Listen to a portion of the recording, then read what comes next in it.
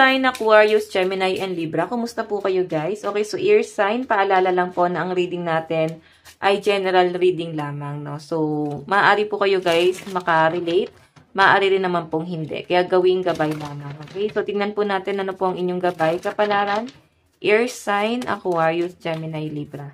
Gabay kapalaran po, ear sign, spirit guide. So, meron po tayong spend time with animals. Actually, yung iba sa inyo guys, siguro, nagbabakasyon ka ngayon, or pwedeng lumalanghap ka ng sariwang hangin, mas na-enjoy mo yung buhay mo ngayon, okay? Ganun yung napifeel ko sa inyo. Mas nagkakaroon ka guys ng peace of mind, or may mga taong nagmamahal sa inyo. Tinuturing kang pamilya, sobrang gaan ng pakiramdam. Yung iba dito guys, pwedeng ikaw ay nasa, para bang nag-hiking, ayan, siguro maraming animals dyan. Ayan. Or pwedeng ikaw kasama mo yung pet mo sa gala mo. Baka may pet po yung mga ear sign. Or mahilig po kayo sa pet. Mahilig kayo sa aso or sa pusa. Ayan. Or sa ibon.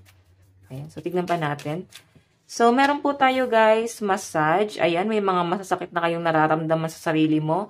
Siguro guys, ito mas maganda dito. Magpamasahe na kayo. Yung iba sa inyo guys, parang tinitiis nyo na lang. Hindi nyo masyadong iniinda sa pinapakita sa akin. Kasi, pwedeng busy ka eh. Mas iniisip mo na magtipid. Kaya nga sinasabi dito guys, kung may nararamdaman ka na, magpa-check up ka. Huwag mo namang isipin na nagtitipid ka.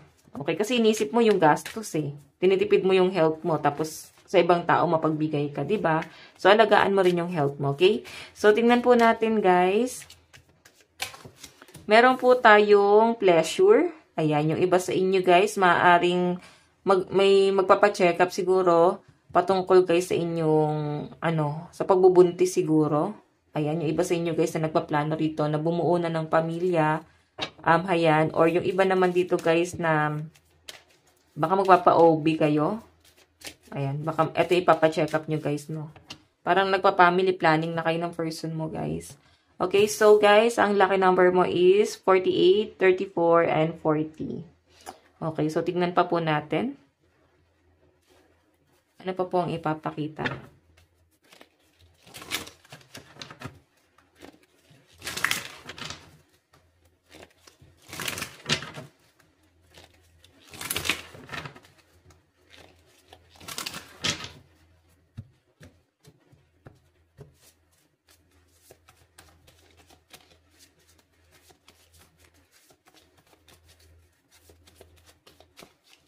Meron po tayong see the bigger picture. Yung iba sa inyo guys, para bang natutulala ka ngayon or matutulala ka ngayong araw. Yung mga iniisip ka, masyadong malalim yan guys. Mahirap po kayin, no? Ganun yung napipil ko na mga iniisip mo. Meron po tayong be humble. Actually, yung iba sa inyo guys, nakakapag-isip ka dito na parang gusto mo na lang maging humble. So, pwede kasi guys na nami-misinterpret ng mga tao yung ginagawa mo, yung para bang nagiging proud ka sa sarili mo or sa mga na-achieve mo sa buhay. Okay, sobrang proud ka doon. Yun nga lang guys, pwedeng kung ikaw ay pala post sa social media na may misinterpret guys ng mga tao. Ayan o. Para bang, masama ba yun? Proud ka lang naman sa na-achieve mo sa buhay. Meron tayo guys, take a reality check. Diba? So, alam nyo sa pinapakita sa akin dito. Kasi, alam mo yun, masyado ka kasi guys nakapokus sa realidad na para bang siguro hindi mo in-expect na ma-achieve mo tong bagay na to. So, sobrang proud ka lang talaga sa sarili mo. Tapos, may misinterpret pa ng ibang tao. Diba? Parang ngayon mo lang naman to na raranasan. Sobrang natutuwa ka lang naman guys. Okay? Ayan, may misinterpret pa ng mga tao. So, siguro kailangan mo muna ngayon medyo laylo. Okay? Or mag-remove ka ng mga negative na tao sa social media mo. Okay? So, tignan pa po natin. Ear sign. Meron po tayong, ayan, pagdating sa love life mo, Knight of Pentacles, mayroong mabagal na energy. May nag-iisip sa inyo guys, pero napakabagal kasi ng energy niya eh. Meron po tayong, okay, Ten of Pentacles. Meron po tayong the High Priestess. Actually guys, maaaring ang nagiging issue mo dito sa inyo ng person mo is masyado siya guys, family oriented, no? Masyado guys nakapokus yung person mo sa family or hindi niya guys napagtutuunan ng pansin itong relasyon nyo. Napakabagal niya guys pagdating sa connection nyo kasi ang pinagtutuunan niya ng pansin is yung family or pwedeng kung kayo family kayo, hindi kanya guys masyadong naiisip kasi sobrang ano siya guys, focus. Sobrang focus siya sa mga ginagawa niya para sa family nyo. Okay? Kasi family-oriented si person. And siguro maraming opportunity na dumarating sa person mo. At yun guys, yung pinagtutuunan niya ng pansin, no? Hindi kanya guys masyadong napupuna dito. Ayan, no? Sa dami ng opportunity, yun nga, sa dami ng opportunity, hindi kanya talaga masyadong pinapansin. Okay? Kasi ang focus niya rito, yung ano niya, yung future niya para sa family or yung kanyang stability. Okay? So, tignan pa po natin ano pa pong ipapakita rito.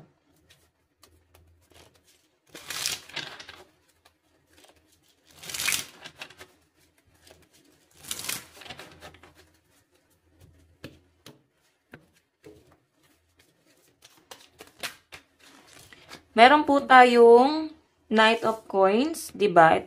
Ito pa rin yun, no? Knight of Pentacles. Meron pong mabagal na tao. So, I think, ayan, no? Slow, diba?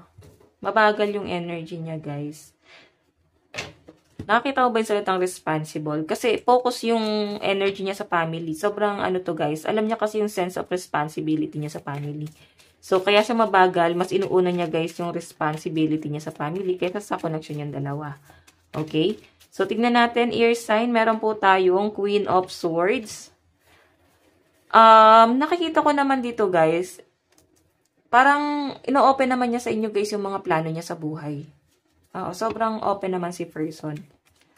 Tingnan pa natin. Meron po tayong 8 of Wands. So, siguro, guys, pag-uusapan niyo yan. Ito yung nangyayari. Ito yung sitwasyon ko. I-open naman niya sa inyo. Or pag-uusapan niyo nga na maaring may patungkol din kasi to guys sa pera. Okay, yung issue ni person, no? Pwedeng hindi ganun kaganda yung daloy ng pera niya. Pwedeng namumulubi si person. Siguro gusto niya humingi ng tulong sa inyo. Ikaw yung huling alas niya na pwedeng tumulong sa kanya. Okay, so meron po tayong Ace of Wands. Ang problema lang guys, talagang ikaw, para bang gusto mo na rin mag-change ng direction. Kasi nararamdaman mo nung meron siya, hindi kanya kilala. Diba? Nung meron ka na ngayon, doon lang siya guys nagpaparamdam. Okay? Sa pinapakita sa akin. So, tignan pa natin guys ang inyong advice. Advice. Meron po tayong mystery, revelation, discovery, secret, and unveil. Actually guys, itong relationship nyo talaga ng person mo, masyadong palaisipan sa inyo kasi sobrang secretive itong person mo. Okay? So, ngayong araw, maaaring mapag-uusapan nyo yan or gusto niya guys i-open sa inyo or pwedeng matagal niya na guys sinabi sa inyo at napag-iisipan mo guys na parang, oh my God, wala talagang plano sa buhay itong taong to. Okay?